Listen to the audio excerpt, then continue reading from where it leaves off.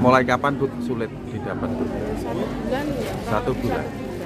Harganya tetap 14.000. Harganya enggak mahal, Mahal. naik. Naik. 16,5 jual. Jualnya 16,5. Kalau tulisannya berapa Bu di? 14 dicorek. Oh gitu. Kadang dijual 17, kadang dijual 16. Kalau sekarang? Alam karena ini susah sekali didapat, Pak. Itu ada didapat di toko 1 KTP 2 bal. Kurang stoknya ya? Iya, sekarang bahkan sudah tidak ada. Jual minyak kita enggak Bu sini Bu? Sekarang belum. Enggak. Kosong. Oh kosong. Mulai kapan Bu? Setengah bulanan lebih. Sekitar 14 kita jual. Terus kan pulaknya lebih dari 14. Sekarang? Masih dijual nggak Pak di sini? Udah nggak ada. Oh, stoknya habis atau memang Stoknya habis, barangnya kosong. Sejak Iya. kapan nih Pak stoknya habis? Sejak sebulan yang lalu sih. Ini saya langsung tanya ke Bang Faisal, tadi sudah mendengarkan penjelasan dari Pak Dirjen, Bang Faisal, bahwa sebenarnya kuotanya ini ada, barangnya ini ada, tapi di pasar kok masih susah carinya tadi. Kalau dari tanggapan Bang Faisal dengan penjelasan yang disampaikan, mungkin pakai mic-nya Bang Faisal. Harusnya kan sederhana. Jadi oke, pemerintah ingin harga stabil, kan? Harga stabil, oke. Pakai mekanisme yang sudah ada, yakni apa? Oke, harga minyak goreng kan dipengaruhi paling besar oleh harga CPO, ya kan? Pemerintah mau harga CPO-nya berapa di dalam negeri? Misalnya maunya 50. Sementara kalau diekspor 100. Gunakan pajak ekspor ditambah biaya itu 50. Udah jadi 50. Nggak harus DPO, nggak harus DMO karena kebijakan yang bersifat kuantitatif ya.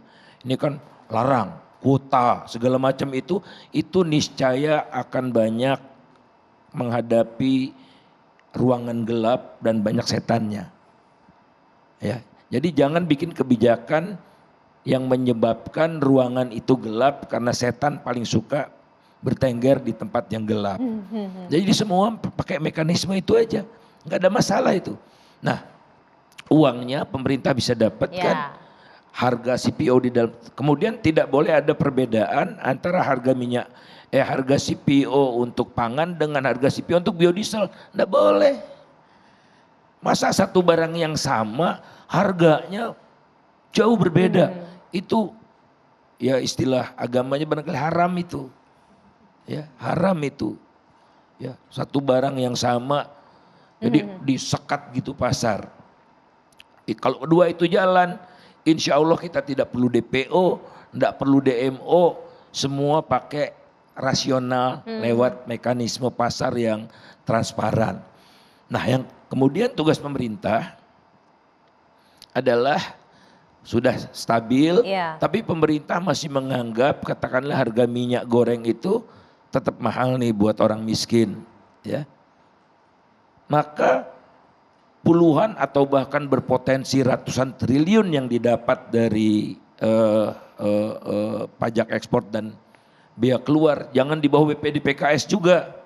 Ini juga kacau ini, di bawah BPD PKS itu di luar APBN. Nah itu 74% subsidinya buat pengusaha besar. Petani cuma dapat 4%. Padahal produksi petani itu kira-kira 34%. Jadi sumbangannya pada produksi 34%, yang dia dapat cuma 4%.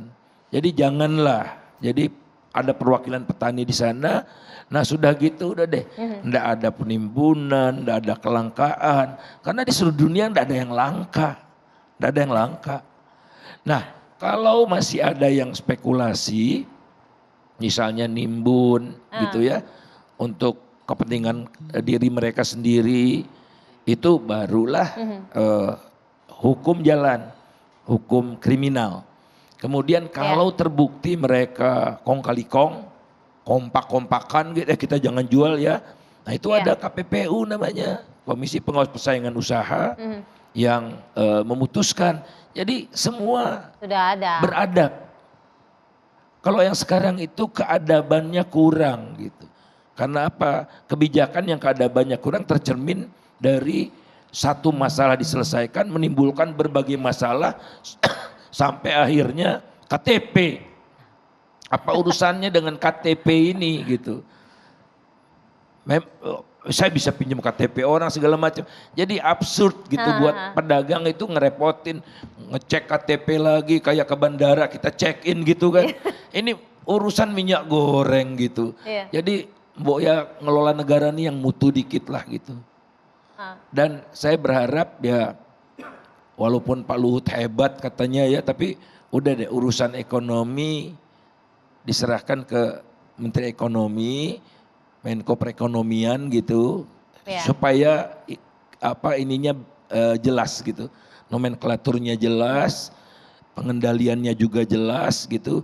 Karena kalau sehebat-hebatnya seperti Superman pun, kalau tugasnya kebanyakan ya akan menimbulkan celah-celah yang berbahaya ya. Jadi kembalikanlah ke persoalan ini, kita kembalikan dengan track yang normal. Insya Allah bisa, karena masalah sedemikian sangat sederhana. Sebelum ke Mas Abdullah, Pak Kasan, itu KTP jadi Pak? Ya Mbak, saya ingin jelasin. Oh iya, boleh. Sebelum nanti Bang Abdullah nih akan memberikan respon juga. Jadi kalau balik ke penjelasan saya tadi, DMO ini sasarannya juga masyarakat konsumen minyak rumah tangga, gitu ya. Nah rumah tangga ini kan pembeliannya kan ya sehari 1 liter itu sudah cukup. Kalau belinya sampai lebih 10 liter itu pasti bukan rumah tangga. Nah satu. Yang kedua, karena ini DMO yang juga tadi hanya 300.000 ton, yang kemudian 3 bulan ke depan ini tambah jadi 450.000 ton, jalur distribusi dan penjualan itu juga fokus di pasar rakyat. Pasar rakyat.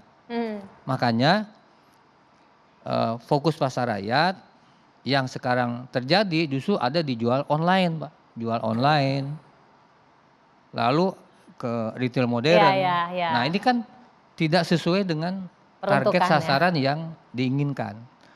Nah soal KTP sebenarnya saya boleh tegaskan, tadi saya rapat dengan Pak Mendag bahwa itu di awal kebijakan Pak Faisal dulu pernah memang ada harus menyertakan KTP.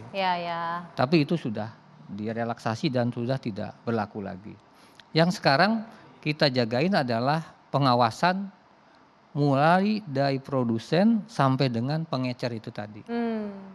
Pastikan bahwa produsen menyalurkan minyak ini lewat distributor entah D1, entah D2 ke pengecer, harganya tadi yang diinginkan 14.000. Tapi konsumennya juga targeted. Namanya di pasar, konsumen rumah tangga itu tadi maksimum ya 2 liter saja lah. Kan kalau untuk rumah tangga misalnya ya kebutuhannya emang sebesar apa sih dengan rumah tangganya punya toko, punya warung, warteg. Nah kan kalau itu kan kalau yang tadi saya sampaikan ada minyak curah industri dan UKM yang itu masih dibutuhkan. Itu porsinya ada. Karena seperti saya sampaikan yang 5 juta itu komposisinya kan ada yang premium cuma 22%, yang untuk rumah tangga 44%, yang kemasan sederhana cuma sekitar 5%.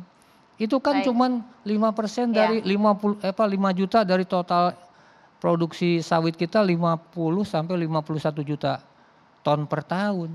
Jadi masih cukup gitu, sebenarnya lebih kalau dari hasil cukup. produksinya. Nah mengapa ini pengecer pedagang pasar ini masih kesulitan? Apakah yang gelap-gelap tadi ini juga melakukan tindakan kurang beradab dalam tanda petik? Sesaat lagi tetap bersama kami.